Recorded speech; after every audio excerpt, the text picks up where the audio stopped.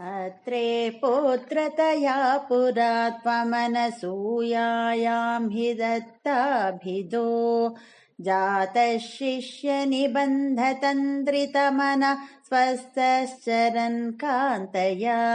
दृष्टो भक्ततमेन हेहयमहि पालेन तस्मै वरान् अष्टैश्वर्यमुखान् प्रदाय दधित स्वेनैव चान्ते वधम् सत्यं कर्तुमतार्जुनस्य च वरं तच्चक्तिमात्रानतं ब्रह्मद्वेषितदाखिलं नृपकुलं हन्तुं च भूमेर्भरम् सञ्जातो जमदग्नितो भृगुकुले त्वं रेणुकायां हरे रामो नाम तदात्मजेष्वरज पित्रोरधा सम्मदम् लब्धाम्नाय गणश्चतुर्दश वया गन्धर्वराजे मनाग् आसक्तां किल मातरं प्रतिपितु क्रोधाकुलस्याग्नया ताताज्ञातिगसोदरैः सममिमं चित्वा शान्तात् पितुः तेषां जीवनयोगमापितवरं माता च ते दाद्वरान्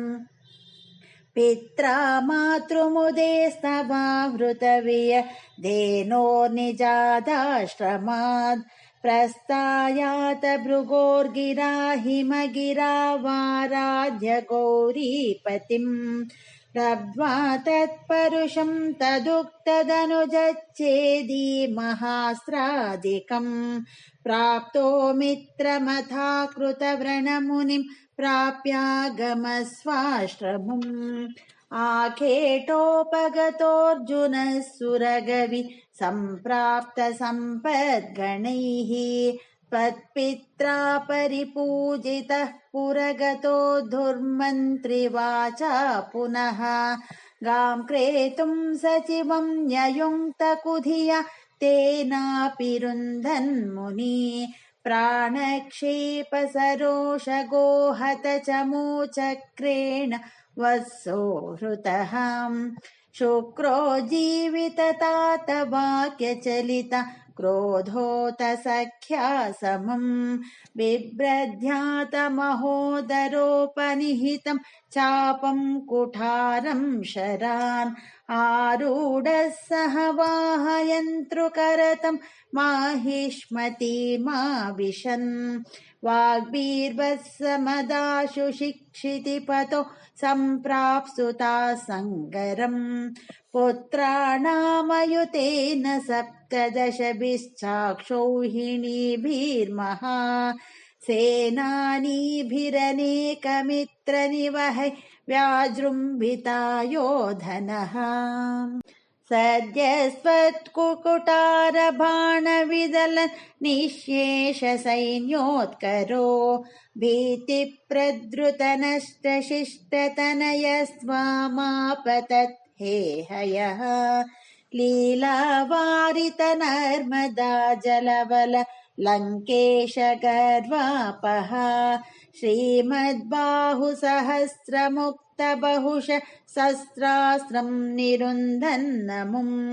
चक्रे त्वय्युत वैष्णवेऽपि विफले बुद्ध्वा हरिं त्वां मुदा ध्यायन्तं चित्तसर्वदोषमवधि सोगात् परन्ते पदम् भूयो मर्षितहेहयात्मजगणे स्ताते हते रेणुका माज्ञानं हृदयं निरीक्ष्य बहुषु घोरां प्रतिज्ञां वहन्